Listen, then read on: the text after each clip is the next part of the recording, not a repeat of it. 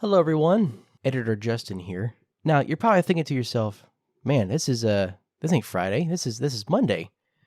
Why is there already a new episode?" Well, me and the boys have decided that this episode is quite too important to wait till Friday. As for this is our very first guest episode, starring Mr. Mike Clum.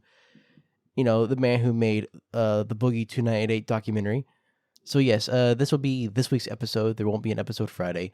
However, if you are a subscriber to the YouTube channel, we will be uploading a new episode of our series Shenanigans. In this one, we take turns cooking a dish, and each of the other guys has to rate it, and the best tasting dish wins.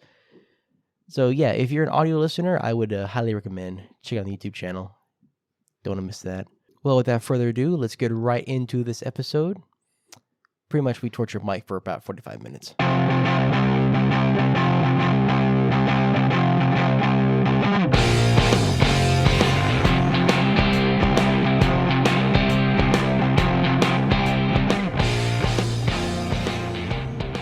Hello, everyone. Welcome to the Anti-Think Tank. We're at episode 12, and I am as always, joined by my two co-hosts, Ian and Ryan. But today we have a very, very special guest.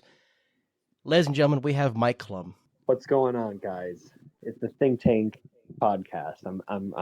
I'm happy to be on. It's good. You've kind of hit a stride recently. You went from like a relatively unknown character on the internet to now being on the trending page for a week now. Well, here we go. Yeah, I wouldn't even call it relatively unknown. I mean, I didn't have a YouTube channel. I had an Instagram account where I had just some personal posts and stuff. I mean, I've done some business things. I've done a lot of behind the scenes sort of YouTube stuff as an investor or a partner in other YouTube channels.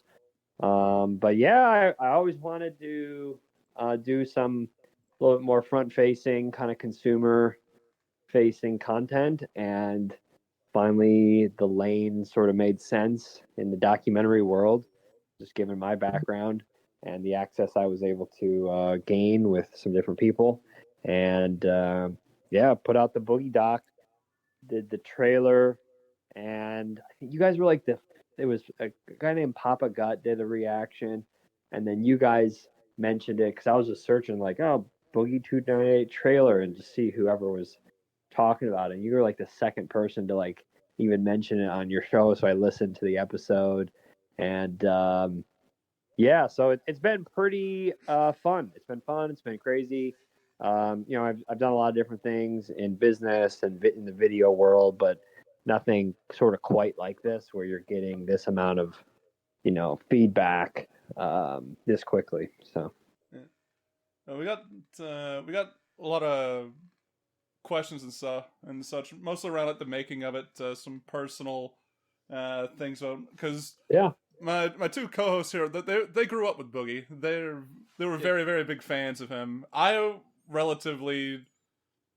knew about him, but not too much. So you guys want to ask the first couple of questions or not? Yeah, sure. Ian, I'll let you take the floor real quick. All right.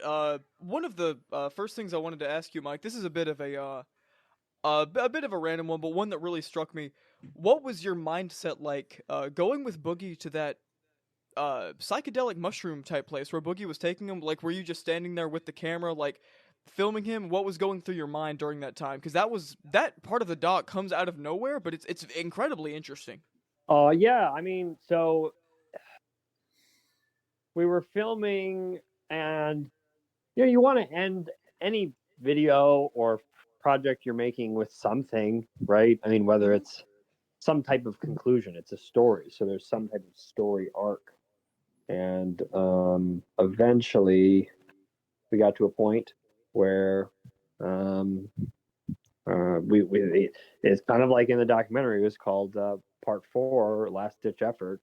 We had tried different things. I got him a trainer, I got him a dietitian, I got him we did some other things to kind of see if maybe there's a change that could be happening in his life or some other way to sort of, document something.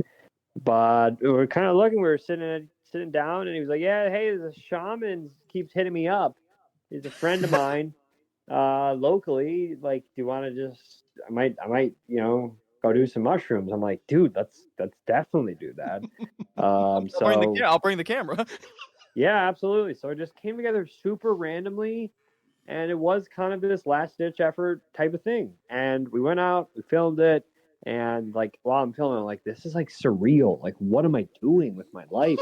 Yeah. I mean, just like a month ago, I had not been working on any YouTube videos.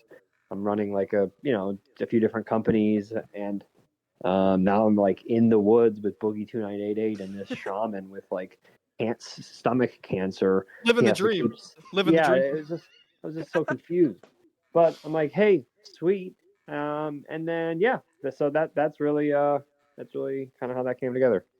And there was I remember because after Justin reached out to you to do this, I hadn't watched the documentary until you had basically said, "Yeah, sure, guys, we can do the interview." And they had already watched it, I hadn't, so I went over to Justin's house to watch it over at his place. And whenever it did that turn, I was like, "Oh, he's about to be sacrificed. This is a fucking cult, isn't it? Like, holy shit!"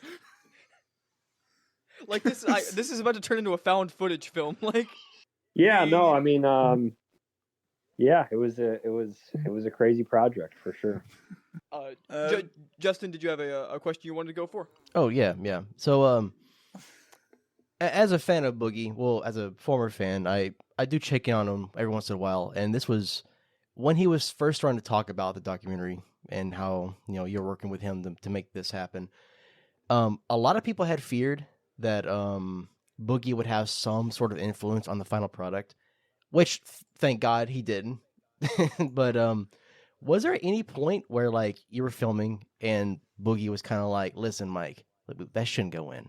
Like we should probably change that." Yeah. Like with how terrible it makes him look, I'm also interested in that. Like, was there ever a time where Boogie, was like, this cannot be seen by the world?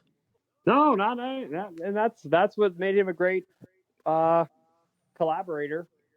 I mean, for me, I have no incentive to do anything but have fun with this. There's no amount of money anyone pays me to do anything like this. I have other ways to make money. So the only reason I was going to do this was to make some cool shit. And, I mean, I will respect certain aspects to maybe keep certain things off limits. That's fine. And also there's a lot of things that are also off limits and just don't add to the storyline that, but that list was very small. We didn't want to dive too heavily into his ex-wife or, his roommate, or there was just a few things that just, it's just, there's no point. And then outside of those things, we basically were good to go. And when I showed him the final film, because he had known everything we shot, and I was telling him, hey, we're going to go get an interview with Dr. Grande or, a few other people. And so he there was no like surprise footage to,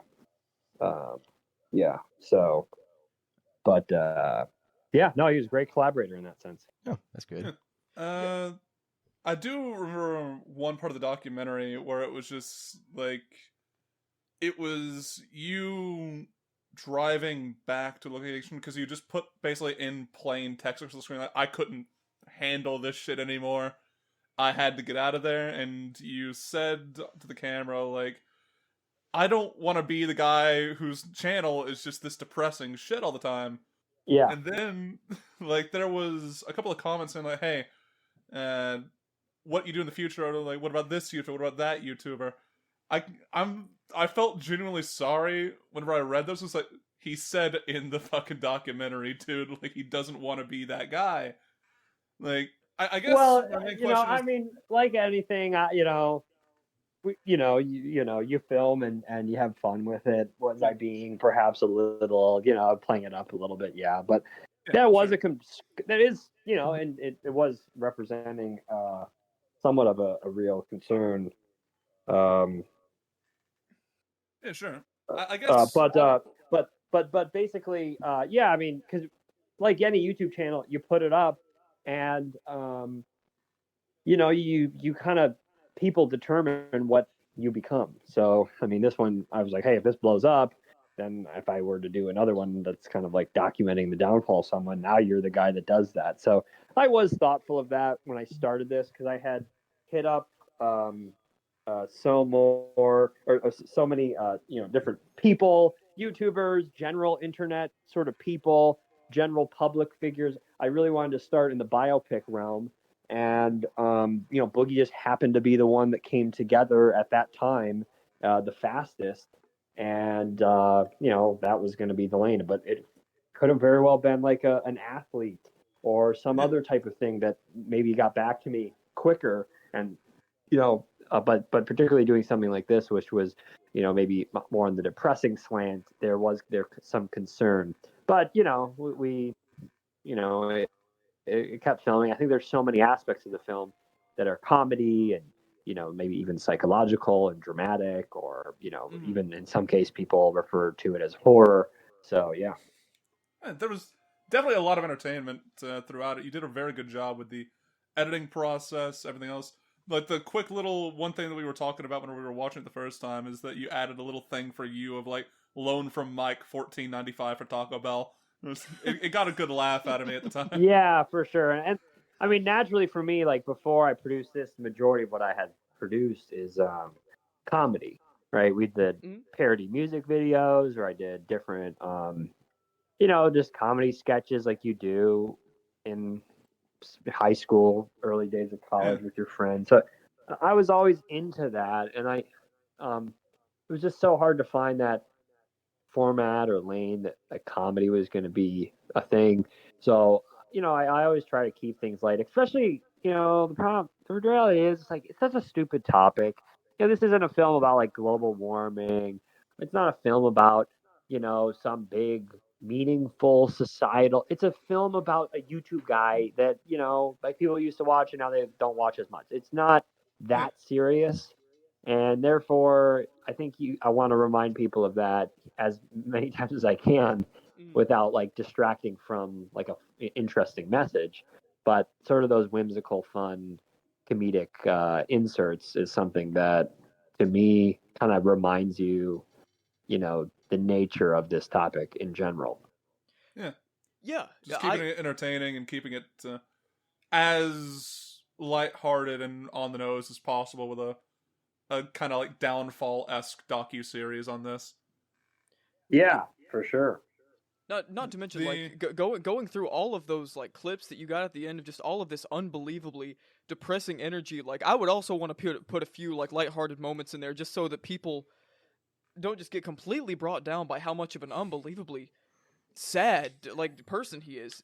It's just, man, I could not have spent the time that you did with that man. Mm-hmm. There was pain behind that voice. He is a fun guy. I mean, ultimately, like there were definitely depressing moments, but it you kind of have to pull him out of those depressing, because he'll kind of go on like a little rant to you and talk about how bad his life is, and then if you just kind of give it some space, let it sit out there, and then you just bring up something else, he'll get going on a cool topic, right? So he is I would say someone that anyone could be friends with and have a fun time with, and he really is what other people would call a good guy. It's just that he does also have this bent to self-deprecate and kind of go in those tirades. No, yeah, that's actually pretty good to hear that he is like a very kind of sit down and then go along with it kind of person. Mm-hmm. I think that part shows through very well when you go to the Magic the Gathering part and then you interview a couple of different people who were there, and they're all talking about like, yeah, we've known Boogie for like a decade plus, and like he's our guy. And that part I think added a nice level of multi-dimensionality to it, where it didn't just feel like we were watching a doc about a villain, like a real life villain. Like it added a good amount of complexity to it, I thought. Oh yeah, for sure. And I while it was very packaged as this sort of a kind of like hit piece, it was in the packaging. The reality is that you want to tell all angles and help people understand that at some level there's just guys out there that know him as a random dude and are friends with him, and they get along well and they have solid relationships. So he's got a lot of friends. when I was down there in his small town, there's a ton of people that know him, texting, people wanting to come up. He's got that Saturday gatherings, people come up to his house. So, I think it's not, people want to paint him as this like evil, manipulative sort of guy. I mean, he's just not. It's just not an accurate depiction. He is a guy that is quite nerdy, that has nerdy friends, and he also has a substantial amount of anxiety and has been very poor in ideating a consistent content strategy that stays on message to video games and the things that he's interested in, and has been unable to draw boundaries around the topics that he's going to talk about, and he'll get pulled into certain topics that will expose his inability to think through the accuracy of what he's saying or different things. So, the good news is the majority of us just aren't massive content creators with millions of people following us, right? So we don't get the opportunity to be seen in that light. But I bet if more people did, if everyone was that, there's a lot of people like Boogie. He's not this standout manipulator that was genius in manipulating people. He just happened to get caught up in, the rise of a platform and didn't have the right business management around him to help keep him away from, saying and putting out certain things. Yeah, what's it called? I know if I had like a highlight or like a constant limelight on my life, I'd be like strung up and shot because, hell, when I called you earlier today, I followed up by calling Justin, and Justin's first thing when I said, "Yeah, we're good for like 6 o'clock tonight," and he said, "Ron, you better not be fucking gaslighting me right now. This is not the time." Yeah. Ryan has a history of gaslighting all of us. Man's a master manipulator. He could gaslight Boogie. Maybe you should get some therapy, so we don't have to make the dark, sad life of Ryan in like 5 years. No, it's actually a career incentive for me at this point. Oh, okay. All right. Well, keep the gaslighting up, and maybe we'll be doing a film down the road. Yeah. I'll keep you in mind. I'll get my agent contact you. Yeah. We'll work it out. Yeah. All right. Do you have any like areas that you want to shoot? I was thinking like, I don't personally have a mortgage, but maybe I could get that so that we could throw that out of the just rack up some debt, rack up a bunch of debt in the meantime. So good call on that. Yes. Yeah. Justin, you haven't had an opportunity to expunge in a bit. Anything you want to say right now? Let me dig through my little pockets of questions here. Okay, so there's one part in the documentary that really caught my attention, and that was when you try to set up Boogie with that interview to see how he would do in the actual workforce. The moment that really caught my attention was after the fact when he sent you that voice message, kind of stating that he doesn't want to get a real job. He's got 4 million subscribers. Why would he need to get a job? Whatever. The look in your face, like, I need to know like what emotions we're going through. Like, I'm not sure you're just pissed off or you're just, I don't know. It looked like pure shame. Yeah, I mean, you're it's a variety of things. I mean, you're maybe frustrated, but a lot of it is just the logistics of moving a project along. Right. I mean, you have this like idea of like, okay, well, he's gonna go get a job. We can get him a job, and then that will maybe be how the film will end. And then if like, okay, well, now he's not gonna do that. Now we gotta wait around and see what next will happen in his life. That could be interesting. But the good news is, a few months later, he started dating this 19-year-old, 20-year-old girl, and it's like, okay, well, there's some more content. So it all worked out. Can I be honest with you for 1 second? So I showed the documentary to my mother, and when Desi kind of showed up to the scene, when Boogie said, "Something good happened in my life. You want to meet her?" She legit thought that Boogie was going to come out saying, "Yeah, I have an estranged daughter." Yeah, it definitely could have been the case. The age do allow for that. Yeah. And then when they start holding hands, I'm Well, like, no, mom, they're dating, and she like the Yeah. sorrow and the pain in her face, kind of, Yeah.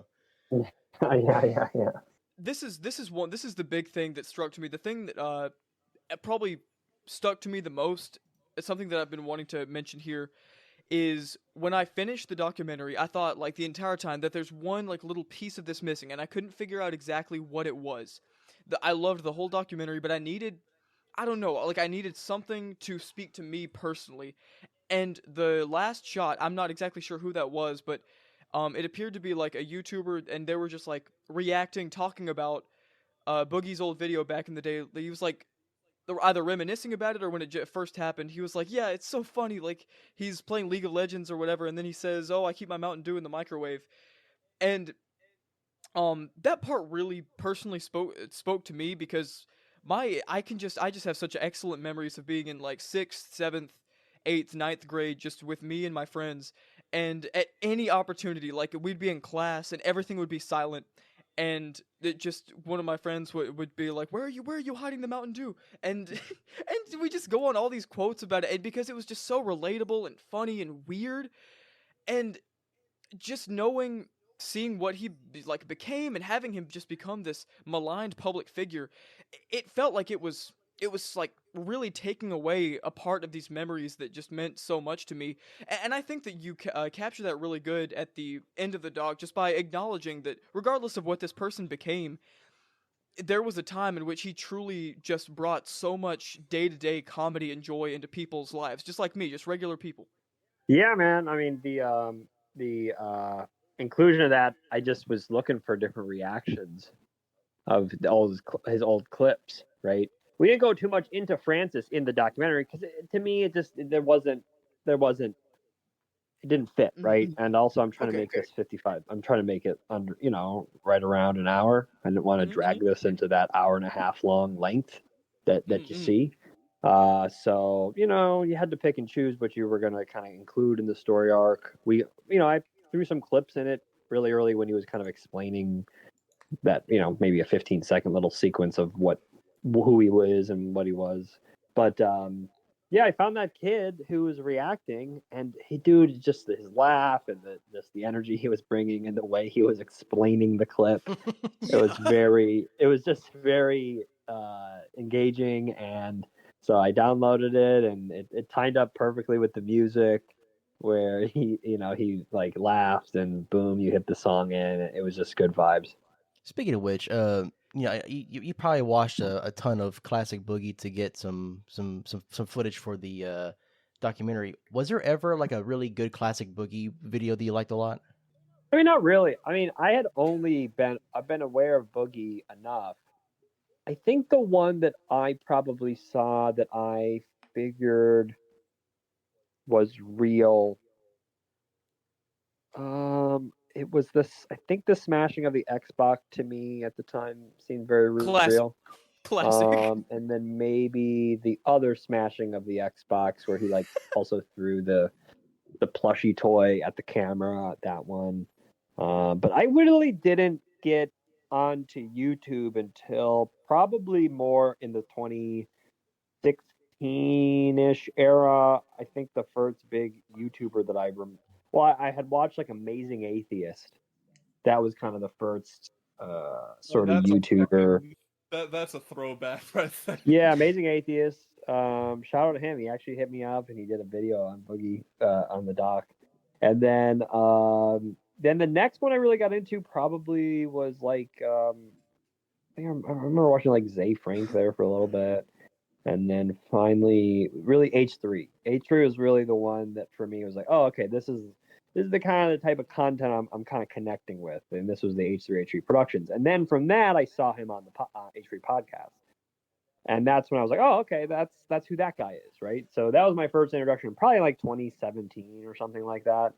And I was still focused on my video production business, and I had started some other YouTube channels that are still around today, but I was just kind of the behind the scenes on it. And and then the whole inspiration was seeing that ultimately that Sunny V2 video, Boogie Deserves His Downfall, it got like whatever 8 million views, and I'm sitting at this restaurant watching it, and I'm like, you know what? I was trying to figure out what type of content I was going to make, and I was like, oh well, should I do these kind of like video reaction, kind of like commentary videos? And I'm like, yeah, I could do that, but I didn't feel like I had anything unique to add to the scene, right? I mean, it was just like, what, another Sunny V2 channel, right? Making some commentary about some guy. So yeah, I was like, well, hey, I have these cameras, I've made all these documentaries, and for like corporations. So I looked at Boogie's email. I looked at, he wasn't getting a ton of subscribers, also, or followers, or views. But the other thing is, I also, most of my corporate business was reaching out to people. I mean, that's what we do. We send cold emails, and in particular, I had run a business for a while that was investing in YouTube channels. So I was very familiar with kind of the outreach process, how to get in touch with a sort of a public figure, or some type of specific individual at an entity. And so I took that skill set combined with, the years of video production background. And then I observed that Sunny V2, and I kind of combined the three and said, hey, well, let's go reach out, get access. Because the one thing that, you look at a Sunny V2, and obviously a very successful channel, they don't have they don't have any actual exclusive access. Now they have speed to market in terms of their commentary, right? So if something's trending, they can drop that the next day. They write it, find the right screenshots, record the voiceover, add a music track, and put the animations together. You can move very quickly on that. But you don't have that exclusive access that maybe you would have on something you might see on a major streaming platform. So that was the thing that I was like, hey, even if this costs me way more and I'm going to lose money on the project, at least this will stand out, and we'll see if this business model at least has some feasibility. And I question that a lot, because I spent a lot of money making it. You're shooting and you're flying around, and this is not, a quick little camcorder stuff. This is, you're at tripods and lights and C stands, and you're really crafting and carving every shot, every scene. Even if it ends up being a 15-second thing, it still might be a whole day of shooting, right? So it's just in the back of your head, you're like, damn, man, I wish I could just record a voiceover and it just, gets a million views. So anyways, but at that point, I'm like, fuck it, I'm already this far in. So we put it out, and it seems like people like that type of in-depth quality. So absolutely. Not just that, but like when it comes to those, you said like quick access to the market, like somebody just doing the voiceover and then quickly putting it out. There's also, when it comes to that sort of setup, you have to worry about, well, this is basically going to end up being like a first impressions of the thing, right? When you do that in-depth nature of the doc that you did, you can get a lot more accuracy into it. You can get a lot... There's no, like, sort of emotional hit there. It's more just sticking to the facts and getting everything out, whereas channels that like to just do the voiceover and upload, sometimes they can get caught in controversy and end up having to retract a lot. So I think that your approach to things is not only obviously getting a lot of public traction, because I think you've hit 3 million views on the documentary at this point.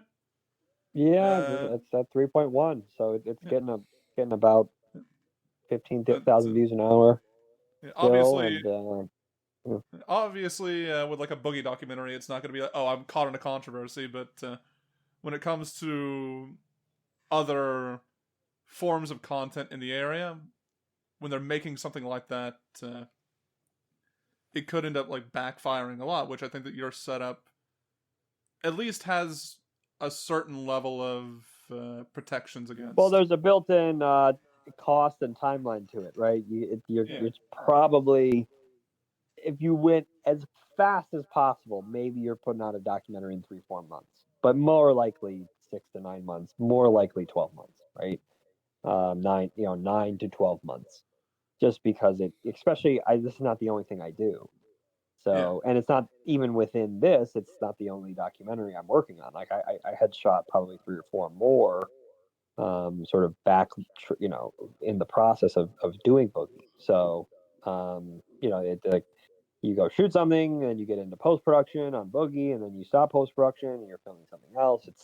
It does, if you want to have like a process, you're not going to go make a film, stop, and then start your next film after the first one's done, because there's a lot of different flows and things you can be doing at the same time. So, I mean, it's a risk. It's definitely a risk. Like I could have put this out and it could have got 50K views. It just didn't have the right, the right timing and topic and editing style and whatever, but it did work, and that's a cool data point. I think you're gonna try it again. I mean, I will it hit the same sort of stride as Boogie? I don't think so. This one I think has a certain X factor, but at least now you have for me at least, you got a little bit of a baseline subscriber base, and you can try to put out something really good again and see if you can engage the people that watched the first one while getting new traction on the next topic that may be a little bit different. Justin, you're working on, or at least starting up your little thing on your documentary, aren't you? Because you said you were going to be... You showed us like the little 3-minute introduction thing that looked pretty good. You want to ask him for any like tips on it or anything? Well, see, I don't have the money to spend on a documentary right now, good sir. So, I would have a lot of risk and only risk.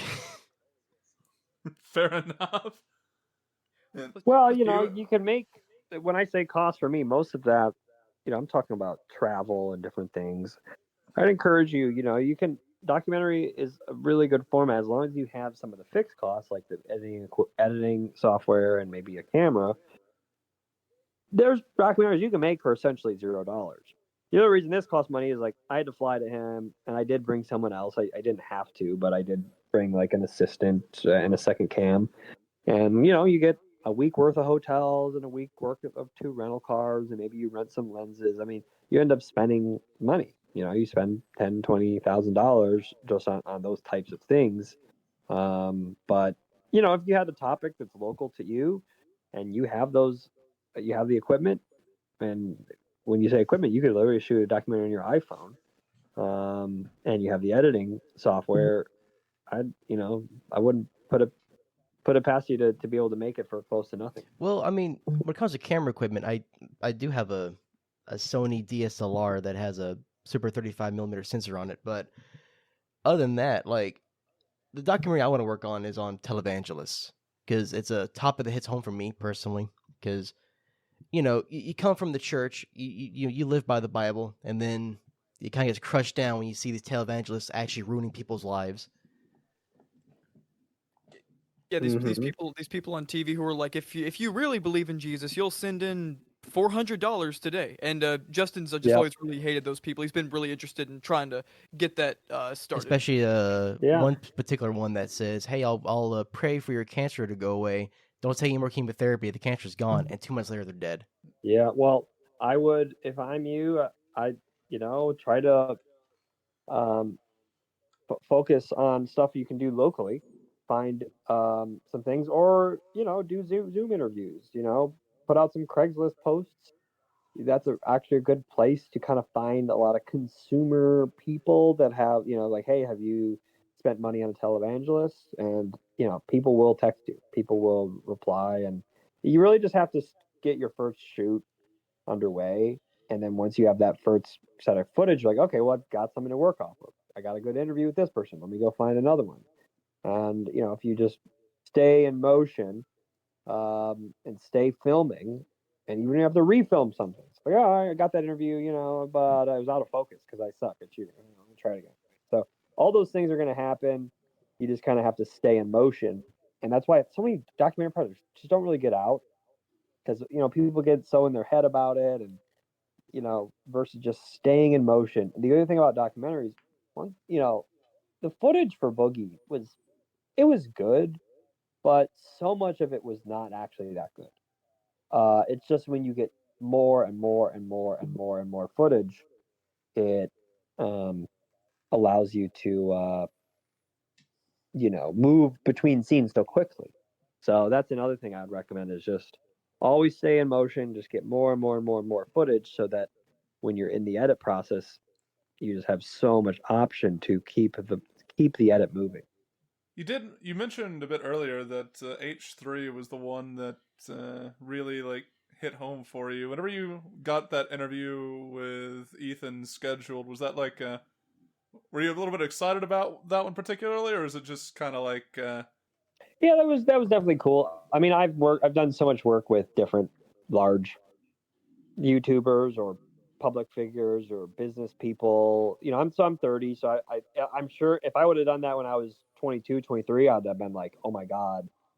But you know, now you kind of learn that once you meet anybody, they're just kind of like every YouTuber I've ever met is trying to figure out how to do their show. They don't know how, right? I mean, they got a little understanding, but everybody, everybody's trying to figure it out. Like I've talked to channels that are 5, 10 million. I'm texting a guy right now that has 10 million subscribers, and he doesn't. He's trying to figure out a new format, and he's getting rid of his format, and he is lost, and he's sending me, you know, or brainstorming different ideas for the new format of his show. He's got 10 million subscribers, one of the biggest YouTubers out there.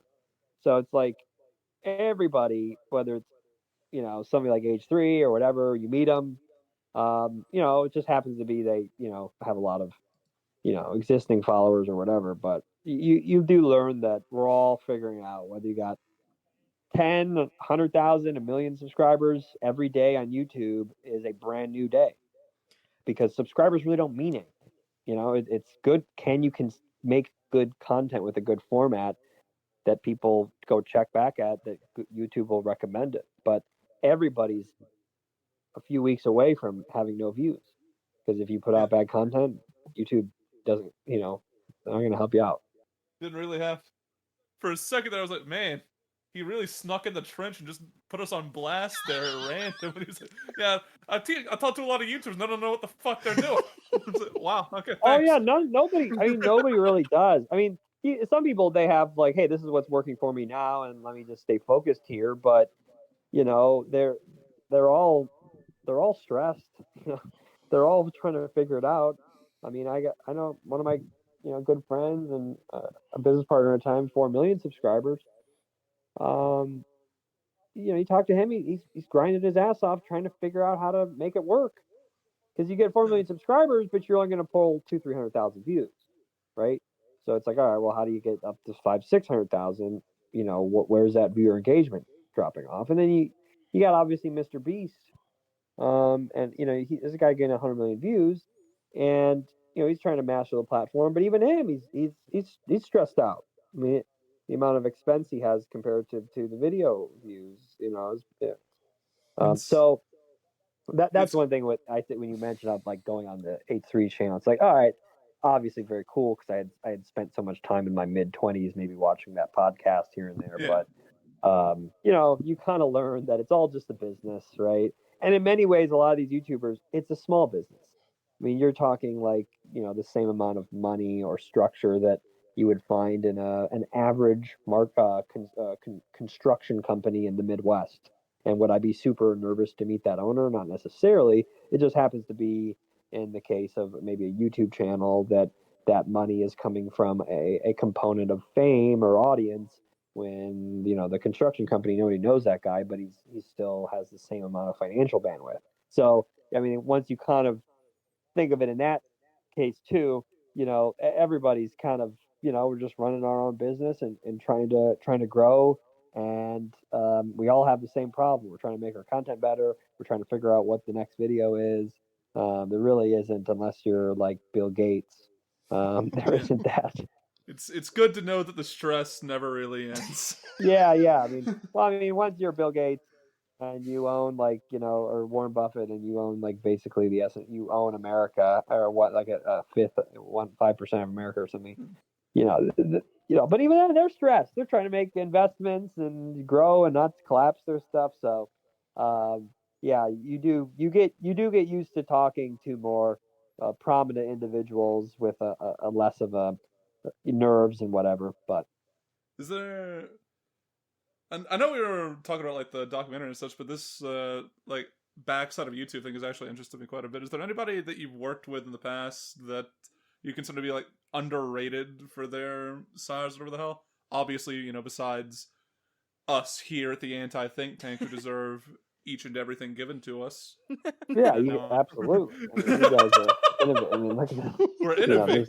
Yeah, you're innovators. You actually listen. We're the ones who thought up well, three listen, guys. Everyone went to video. You guys are like, fuck that. We're gonna do audio podcast. You know, nobody wants to see each other. Nobody wants to see video. Nobody wants to see video. Is a thing of the past. But listen, I'm trying. No, I think yeah. You'll get there one day. Just keep it up. I think you can figure it out. You know, watch some tutorial videos, read an article or two. You know. But the underrated. I mean, there's all niches, right? I mean, like like Mr. Beast, obviously amazing creator, and he's making content that's relatable to basically anybody that likes looking at cool, interesting stunts and different things. Then you got like a great creator in the cooking space, or a great creator in like the yarn, knitting space. And there's probably like, I don't know who they are, but I'm sure there's the number one knitting content creator that's probably has like 100,000 subscribers, and they're like the Mr. Beast of that world.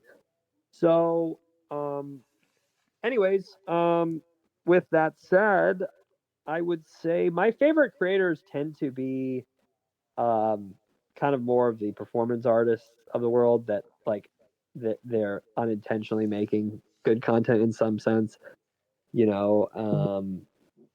so I wouldn't mention any of them, but they're kind of secret.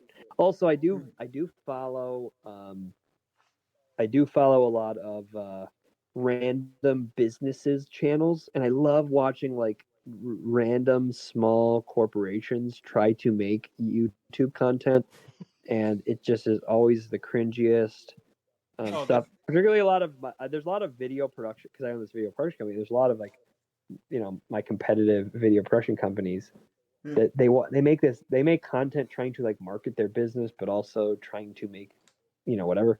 And it's so cringe, and they have like maybe 8 subscribers. I just watch every video, and it's great. Hello, fellow children type content. Well, no, not even that. It's just that like they're trying to be, they're just trying to make videos to get customers, and as a corporate business, it's so hard.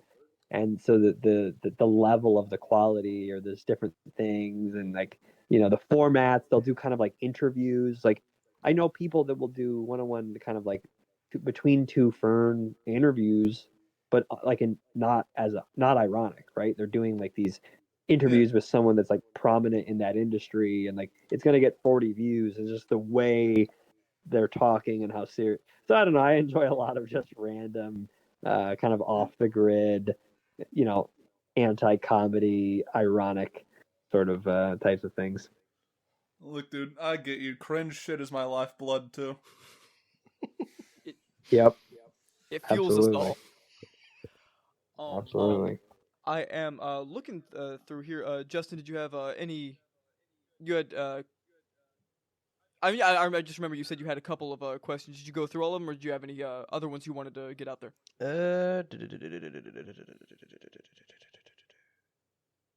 I'll let you finish up yours, and I'll be thinking of some.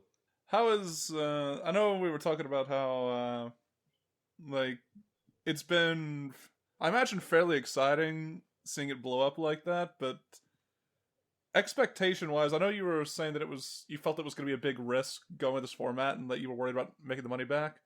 But now that is it more of a relief, or is it more okay?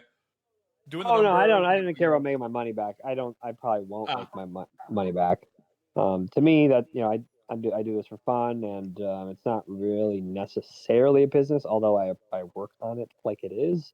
It really more is like, for me, a self-expression of skill and talent, and just having some fun. But yeah, I'll probably keep losing money on these things. I mean, I don't care. That's why you do other things. You make money, and you can allocate that to things. The best art is got to be stuff that, it's like you're pursuing it to be as best as it can be. It's not really a business. I mean, it is. You probably end up making money at some level, but if you lose, a certain percent of your money at some point, what difference does it make? Art at some level is the peak expression of humanity, and what is 20% more cash in my bank, if that 20% decrease could yield millions of people enjoying something that you made. It's Yeah, 100% worth it. So I have very little concern. I mean, I'm not going to spend all my money on this, but if my net worth is worth 10, 20, even 30% less because I want to make high-end documentaries for YouTube with very little to monetization, who cares? I truly have a lot of respect for that mindset. I mean, obviously, like, money's important. It's good to like pursue that and be able to build yourself in the world. But ultimately, there is something indescribable about the thrill of creation and knowing that your creation will last like long after you're gone, stuff like that. Because I mean, it's just incredible. I'm very happy that you found something that's like working for you, and obviously, like you said, you think that maybe this one had a certain X factor, but I think that with this one getting your name out there, there's a good chance that no matter what you do in the future, you've already got a built-in audience. I know you've got us three. Whoever you decide to do a doc on next, will definitely be there to watch. Sweet. Well, I appreciate that, guys. And yeah, I mean, there's a lot of components. I mean, the access you get, or who it's about, and how big the ecosystem is for discussion around that person or topic is a big factor. I mean, if I would have made this about the city I live in, the suburb of the city of that I live in, it's going to be like, it's a good documentary, but it's probably gonna get maybe 1,000 views. I mean, it's like, who's going to watch a documentary about some random suburb unless there's some like really salacious thing? So selecting the topics, to me, it just seems like such a valuable, important thing, and being careful what you put this firepower behind, because it takes so long. So I did get, you got lucky, and if nothing else, you chose correctly with Boogie. Now you just got to make sure that you're, you know, picking and choosing accurately. And, if the next one gets half the views or 1/5 the views, who cares? You just come back and learn from that. But certainly that'll happen. I mean, I hope people don't expect, another Boogie necessarily. There were so many factors that caused that.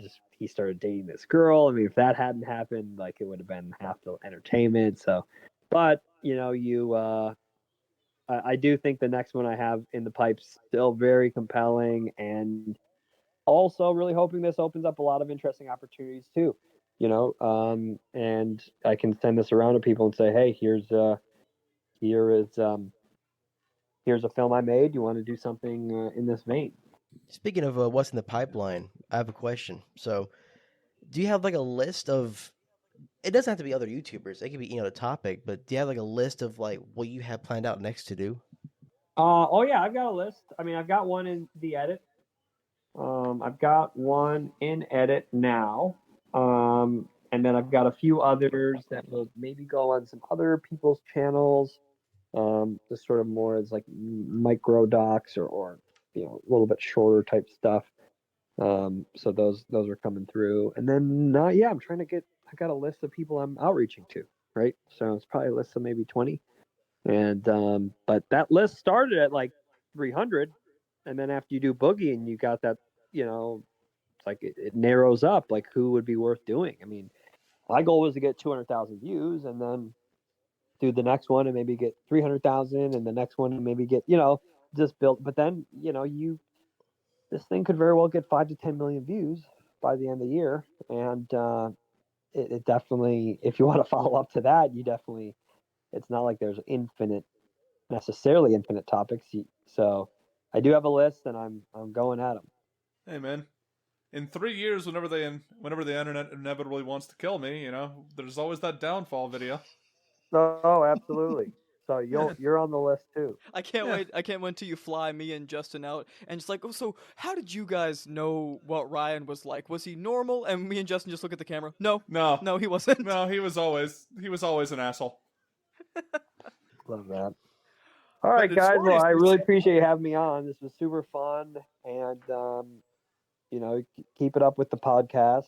You guys were the first podcast I saw even talking about the trailer back when the trailer only had thousands of views, and this was 3 weeks before the film even went live. So I appreciate your coverage, and it was really cool. Even like I maybe had, I think at the time I had, I had 600 subscribers because I posted the trailer and I got maybe 600 subscribers, and I saw your guys' thing. I'm like, oh, that's cool. Someone's talking about me, saying my name. So it was really cool, and I'll always appreciate that. And you guys keep it up, and I'm sure you guys got a bright future ahead of you as well. And I encourage you to move on that documentary. That's a cool topic, and keep it up. And I appreciate you having me on. Have a good night, man. All right, thanks, guys. Thank you so much, man. Thank you so much. All right, have a good one. You too.